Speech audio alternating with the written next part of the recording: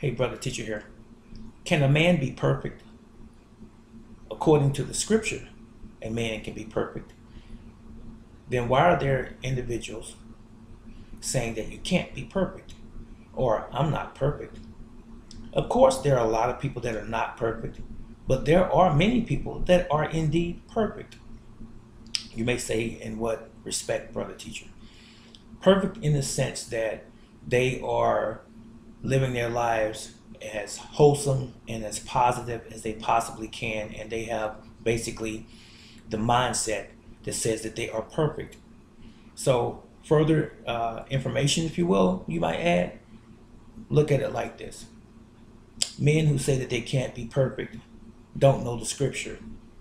Now, of course, I'm not talking about people who don't even want to agree that the scripture is accurate. And I'm not talking about people who are atheists and who don't even believe in God, or anyone else who doesn't have a concept of there being a superior power or being. I'm talking about people who fundamentally do know that there is an intelligence, a finite, not finite, excuse me, an infinite being, a divine creation that is responsible for all creation.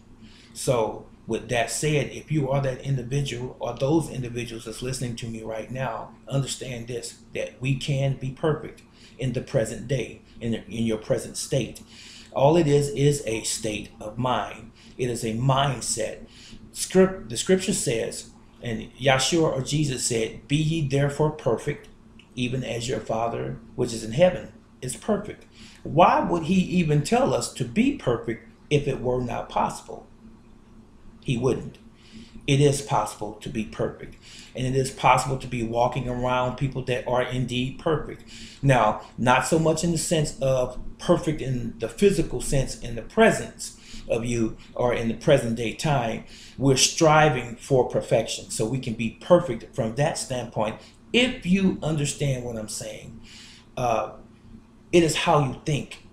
If an individual is positive, if an individual makes a definitive decision in their lives and say that I want to live my life according to this particular standard, then you, my friend, are indeed perfect. It's the truth.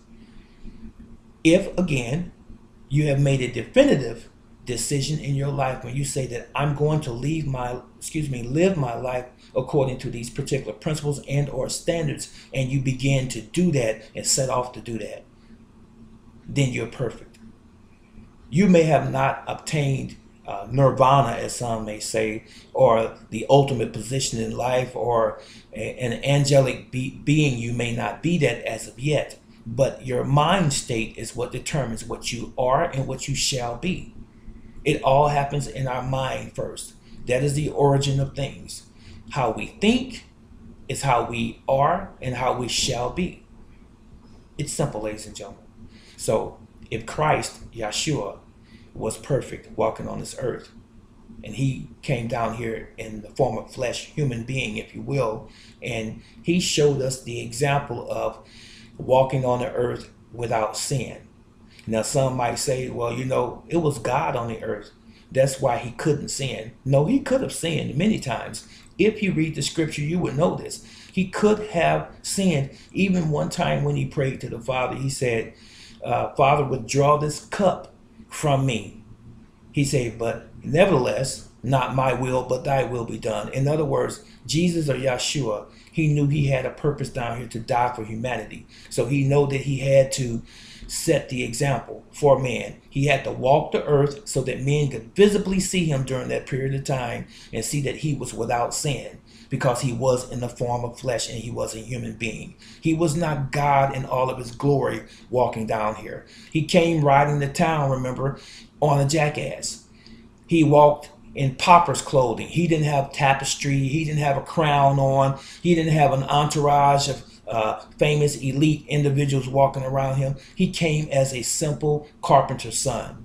So if he could humble himself in flesh and show all of the people around him by being the light before their eyes, showing them that as a human being you can be perfect, then why can't we? So let's try to dismiss as many of the excuses as we like to use as to why we can't do this and we can't do that, because you can do anything that you want to. if you first put your mind to it. This is Brother Teacher. I'll see you in the next video. So long.